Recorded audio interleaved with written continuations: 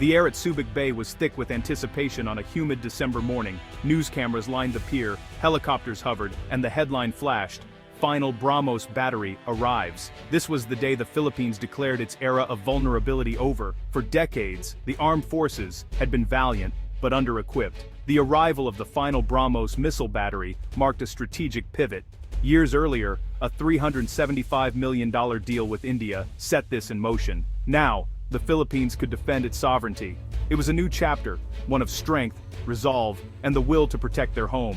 December 14, 2025, is now etched in Philippine history, a day of transformation in national security. The final BrahMos battery capped the revised AFP modernization program's Horizon 2, shifting the military from internal security to territorial defense. For a nation with one of the world's longest coastlines, this shift was critical for survival. The BrahMos system is the centerpiece, providing powerful anti-access and area denial capability. The Philippines, once a military lightweight, now holds potential aggressors at risk from hundreds of kilometers away. With the coastal defense shield fully operational, the Marine Corps can secure vital sea lanes and protect sovereign territory. The deal with India deepened ties between two Asian democracies, exemplifying South-South cooperation and shared values. India provided not just missiles, but also comprehensive training, forging a lasting bond. This was more than new technology. It was a new mindset, from reactive to proactive, from defending beaches to projecting power. The Philippines had fully embraced its role as a maritime nation, equipped to safeguard its waters and its future. To grasp the significance of this delivery, you must understand the BrahMos missile itself. A marvel of engineering, the BrahMos travels at Mach 3, 3 times the speed of sound, making interception nearly impossible. Its 290-kilometer range allows it to strike targets far beyond the horizon, crucial for an archipelagic nation. Guided by advanced navigation and radar, it's a fire-and-forget system. Operators can launch and relocate instantly. Mobility is key, mounted on all-terrain trucks. Each launcher can carry 3 missiles and move rapidly along the coast. This shoot-and-scoot tactic makes the system hard to find and destroy, multiplying its effectiveness. The warhead is designed for maximum impact, capable of crippling even large warships. Flying low and fast, the missile is nearly invisible to enemy radar. The combination of speed, range, precision, and mobility makes BrahMos one of the world's most feared anti-ship missiles. For the Philippines, it's like gaining a queen in chess, a decisive advantage. The nation's defense posture had been transformed overnight. The message was clear. The Philippines could now defend its seas with formidable power. Subic Bay, once a symbol of foreign military presence, became the stage for Filipino self-reliance. As the final BrahMos launchers rolled off the ship, applause erupted from soldiers, dignitaries, and citizens. The Philippine flag flew proudly. This was more than a military ceremony, it was a national celebration. For the Marine Corps, it was a day of immense pride. They had trained for years, mastering the system in India. Now they could match courage with credible firepower, standing their ground with confidence. Top military officials watched with solemn approval, emphasizing that the BrahMos was a weapon of peace, a deterrent, not a provocation.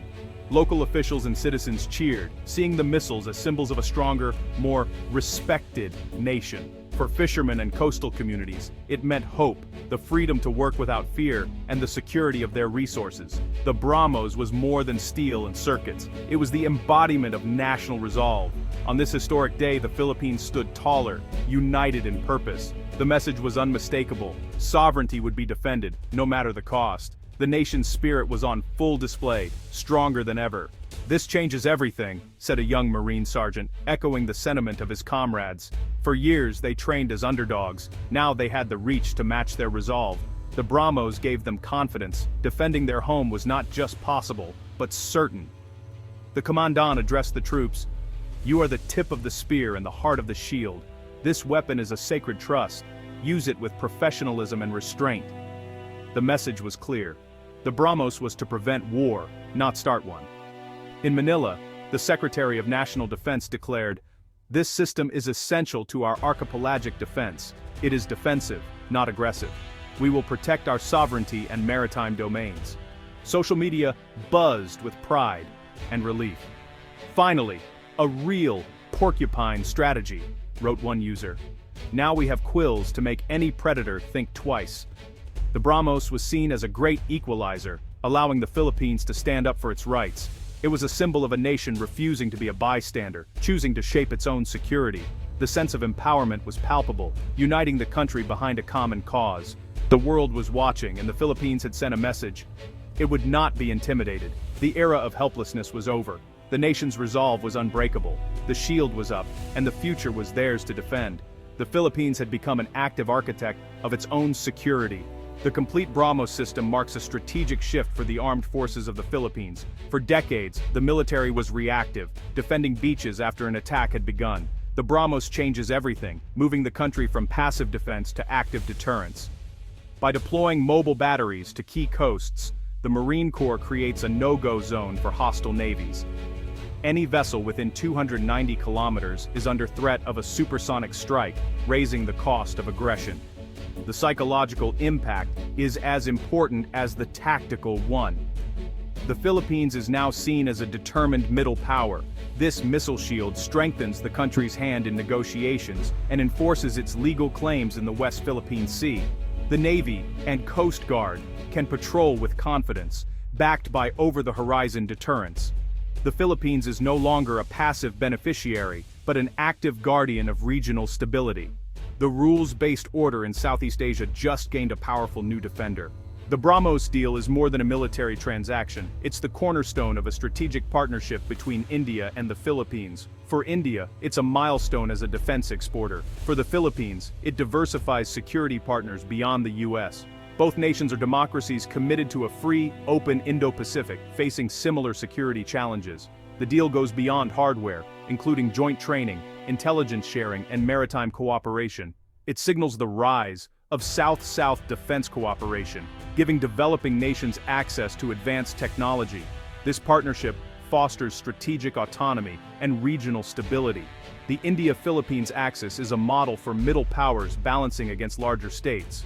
Future collaborations are already in discussion, from more missiles to naval shipbuilding and cybersecurity. As ties deepen, they form a crucial link in a network of like-minded Indo-Pacific countries. The region's security architecture is stronger, more resilient, and better equipped to deter aggression.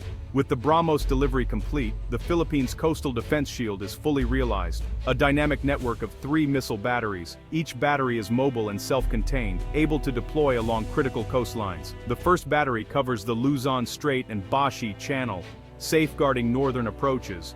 The second, in Palawan, protects the West Philippine Sea and vital energy resources. The third battery adds strategic depth, able to reinforce or redeploy as needed, covering Zambales, the Sulu, or Celebes seas. This redundancy ensures no critical coastline is left unprotected. Coordinated by Marine Corps Command, the batteries create overlapping arcs of fire, making enemy approach nearly impossible. Their mobility keeps adversaries guessing, allowing rapid response to threats. The coastal shield is a smart, cost-effective solution, providing unprecedented territorial defense. Years of planning have given the Philippines a deterrent it has never known before. The BrahMos system is more than a weapon. It's a symbol of Filipino self-reliance and sovereignty. Its arrival ends the era of helplessness, marking the Philippines as a strong, independent regional actor. The missile shield alters the balance of power in the South China Sea, introducing asymmetric deterrence. Any aggression now comes at a steep price, encouraging diplomacy over conflict. Middle powers can now counter domination through smart investments and partnerships. Some fear an arms race, but others see a stable balance of deterrence emerging. The region is becoming more multipolar and resilient, less reliant on external powers. The completion of the BrahMos shield sends a message: commitment to international law must be backed by credible strength. Partnerships like India and the Philippines are shaping the future of Asian security. As we look back, the arrival of the final BrahMos battery was not just an end, it was the beginning of a new era for the Philippines and Southeast Asia.